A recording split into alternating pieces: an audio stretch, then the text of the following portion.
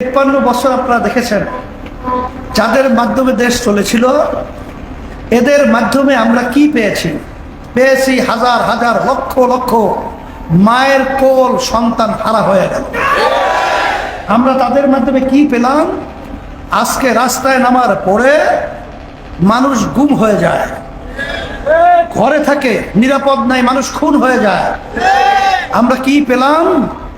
আজকে বাংলাদেশে আপনারা কষ্ট করে টাকা উপার্জন করবেন, সেই টাকা আপনাদের উপরে ভ্যাট ট্যাক্সের মাধ্যমে সরকারি ফান্ডে জমা করার পরে ওরা ক্ষমতার মসনদে চেয়ারে বসে আমাদের কষ্ট অর্জিত সম্পদ টাকা ওরা বিদেশে পাচার করে, সেখানে কানাডা সহ বিভিন্ন জায়গায় বেগম পাড়া তৈরি করে। এর পরিবর্তন আমাদেরকেই করতে হবে।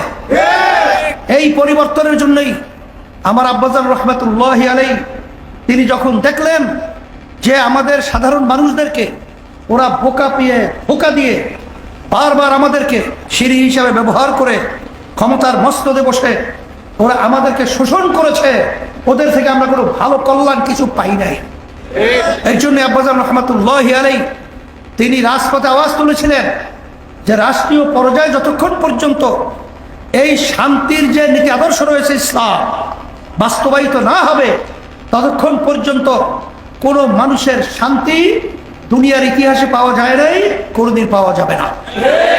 সেই হিসেবে আমি সকল প্রজাত আহ্বান জানাবো, আজকে কেরানীগঞ্জে আপনারা এত সুন্দর একটা আজকে মিটিংয়ের ব্যবস্থা করেছেন, আপনাদের সকলকে আমি ধন্যবাদ জানাই। আর আমার ভাইদেরকে, পর্দার মা বোনদেরকে আমি আহ্বান করছি, আসেন দুনিয়াতে শান্তি, আখেরাতে মুক্তি।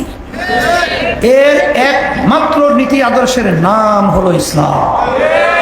এই ইসলামের সাথে আমি জড়ায়া থাকবো, কারণ এখন 5ই আগস্ট জুলাইয়ের কিছুদিন যে অভ্যুত্থানের মাধ্যমে আমাদের যে পরিবর্তন ঘটেছে, এই দেশের পিতা করে ইসলামের পক্ষে আমি সারা দেশ খবর করার পরে আমার কাছে যেটা মনে হলো যে এখন সর্বমহলে সর্বশ্রেণীর মানুষ ইসলামের পক্ষে। আজকে তারা রায় দেওয়ার জন্যে, তাদের সহযোগিতা করার জন্যে তারা অধিক বিভিন্ন কায়দায় তারা আগ্রহ নিয়ে বসে আছে।